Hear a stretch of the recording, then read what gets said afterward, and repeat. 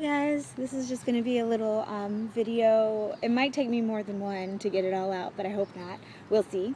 On how to do a full moon ritual. So using principles of natural energy and manifestation to assist in your own power of will and intention has really gotten a bad rep over the centuries. You know, it's thought of as magic, and witches do it, and the reason for that, because these are energies that are around us all the time, and there's no reason why we shouldn't use these beautiful natural resources to help us on our path and with our fluidity and understanding of life, is that the people who were in charge wanted to remain in charge and needed to act as a middleman in order to keep cultural control going. So they really demonized this whole principle.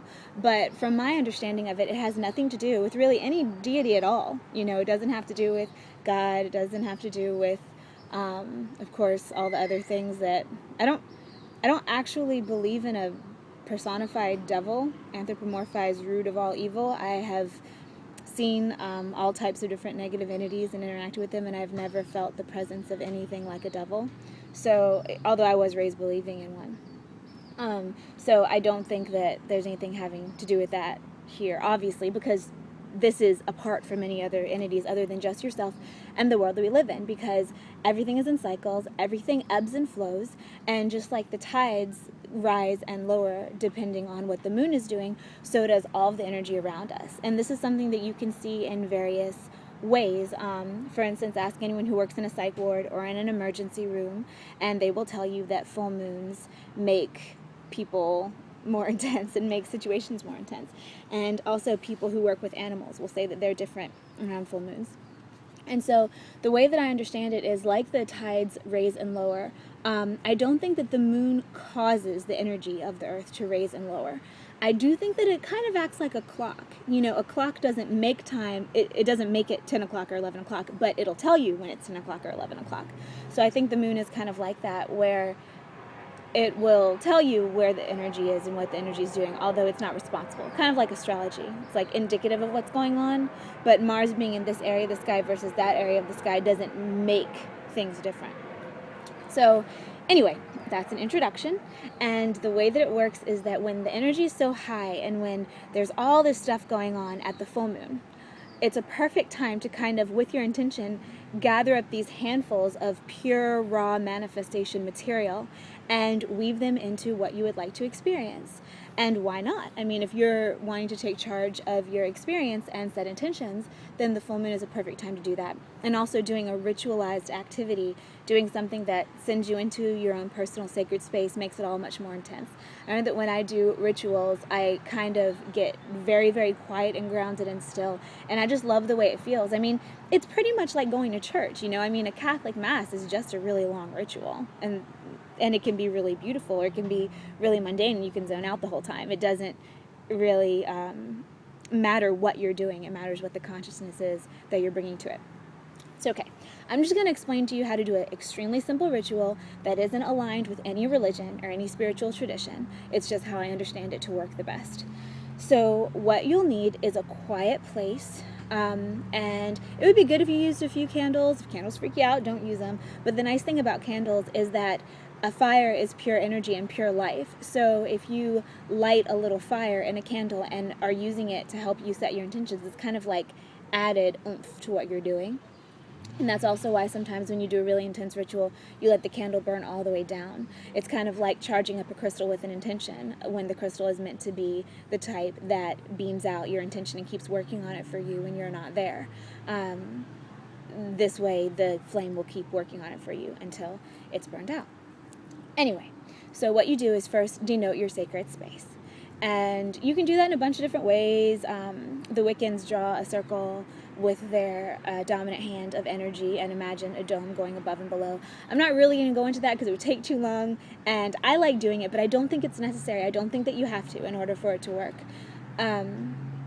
After you've decided what your sacred space is and put yourself in that mind place, and you can say a few words if you want to get yourself there, you can do something physical if you want, but the important thing is that you kind of tell yourself, I'm holding my stream still, you can tell yourself, that this is my sacred space where I am doing work now for manifestation, and just kind of make that intention and go into that mode. And then once you're there, if I were you, and what I do, and this is something from the earth-based spiritualities, is call in all of the energies of our physical plane, because everything's so high up, everything's so crazy, this energy is really, really available, so why not call in all aspects of it? So usually what I do is start with the east, which the direction of east represents air and inspiration and ideas. And this is different than the Native American directions. This is more the Celtic direction. So whatever you feel called to practice, go ahead and do. I don't think any of them are wrong. I just think they're from different traditions. So east is air, inspiration, ideas, intellect. Then south is fire, willpower, strength, fire to get things done. West is water, emotions, fluidity, smoothness of emotion, and the changing of the way that you feel.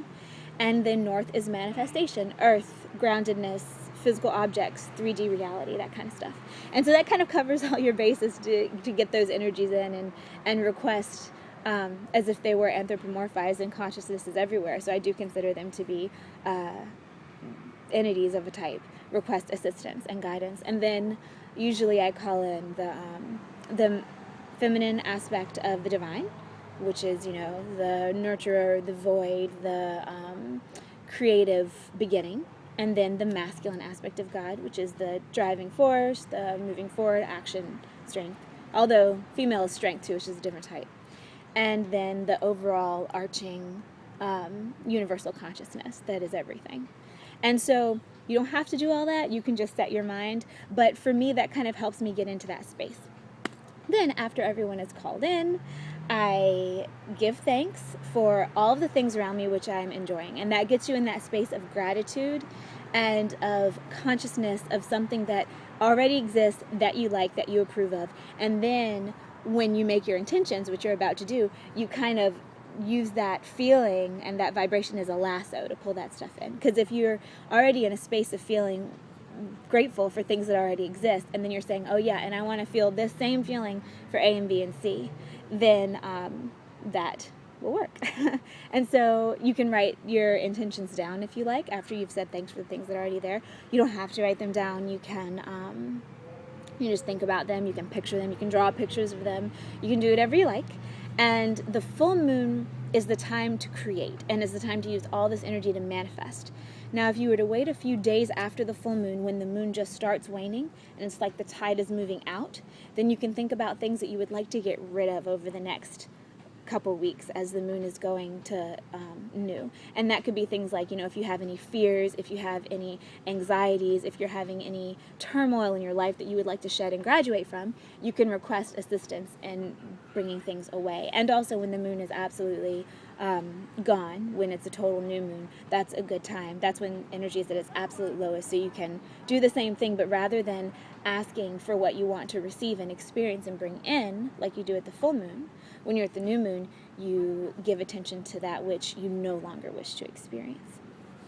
And full moon rituals are not foolproof. They don't always work every single time, but I think that they lend a nice rhythm to experience, and they force you to be mindful about what's going on in your life, and when they do work, it's really cool. But once you're finished with setting your intentions, if you did call in all of those different aspects, then thank them, ask them to return to wherever they came from, and then pack everything up. If you wrote things down, fold it up, put it in a safe place, or carry it with you. If you do pictures, same thing.